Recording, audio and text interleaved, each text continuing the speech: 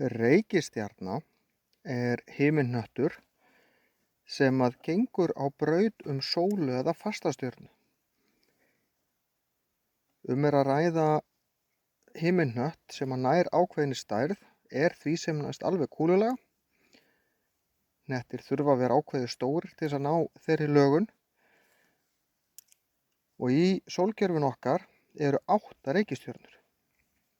Þær eru í röð frá sólu, Merkúr, Venus, jörðin og Mars, sem tilheyra hópi innri reikistjarna. Síðan eru það ytri reikistjörnur, Júpíter, Satúrnus, Úranus og Neptúnus. Á milli þeirra er svo smástirnabeltið. Fram til 2006 þá var 9. reikistjarnan talin með, þá var Plútó, sem er þar alla jafna fyrir utan Neptúnus. En árið 2006 var Plútó rekinn úr hópi reikistjarna og færður yfir í flokk dvergreikistjarna, en þar eru nokkrar í viðbót. En dvergreikistjörnur eru nokkuð minni heldur en reikistjörnur.